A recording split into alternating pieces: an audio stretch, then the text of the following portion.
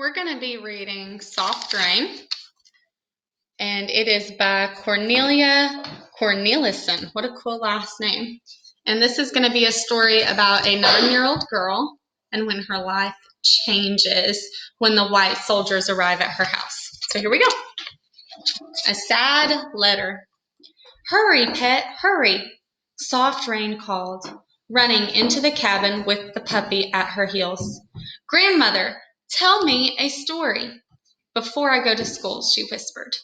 Picking up the small wiggly dog, she knelt beside Grandmother's rocking chair.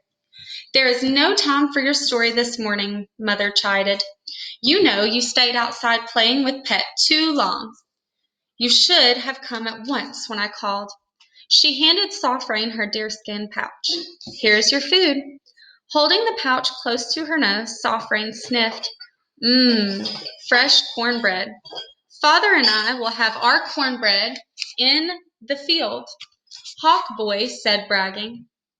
"I am helping today." Soft Rain laughed. "If that is true, my little brother, you had better stop talking and get to work." Hawk Boy jumped up, nearly knocking over the kerosene lamp. Though 3 years younger, he stood tall beside his 9-year-old sister. Soft Rain was surprised to see that the top of his head was even with her shoulder. "All that food you eat makes you grow," she said, patting his plump stomach. Still chewing, Hawk Boy nodded, swallowed, gave Grandmother a hug, took the cloth-wrapped package from Mother, and scurried out the door. "Don't eat on the way," Soft Rain called after him. Hawk Boy waved as the sound of his laughter faded. "After the New Moon Festival, Hawk Boy will go to school with you," Grandmother said. "I will miss his smiling face, just as I miss yours." "You can't see his face, Grandmother," Soft Rain said, looking at the old woman's clouded eyes. "I can hear his laughter and imagine the joy in him. I will like having my little brother walk the long way with me. I can tell him stories." Soft Rain brushed a crumb off Grandmother's face and kissed her. "But you must go before the New Moon Festival," Mother warned, and everybody laughed. Soft Rain ran down the mountain road toward town and the teacher's house, and that was the school for the Saligi boys and girls. Along the narrow path she looked for early spring flowers, but she saw none. A squirrel ran up an oak tree, fussing at her for disturbing him. The path grew wider as she neared the edge of the town. When she walked past the schoolhouse of the white children, she heard singing. She was relieved to have missed seeing the white boys. The day before, they had taunted her, running in circles around her, making ugly faces, pulling on her braids, and yelling, "Cherokee, Cherokee," their strange way of saying Saligi.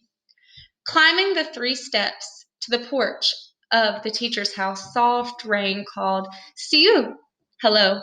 "Come in, Soft Rain. You're almost late again," the teacher said. "Were you listening to stories or looking for flowers?" Before answering, Soft Rain stared at the teacher's beautiful beaded deerskin dress. Why was she wearing her festival dress to school? "I played too long with Pet. There weren't any flowers," Soft Rain said. She sat on the floor next to Little John, who was named for the principal chief of the Saligi. She liked Little John because he reminded her of Hawk Boy, always trying to be taller. "I was named for John Ross, the chief of the real people. But I will be much bigger," he always said, stretching himself as tall as possible. The teacher handed Soft Rain the pages from Sequoia's writing. "Talking leaves," her father called them. "When I was your age," he had often told her, "our language was only spoken. Then Sequoia made the sounds into symbols that you can now read." Together, the boys and girls read Bible verses from Sequoia's pages. Then Little John and Soft Rain,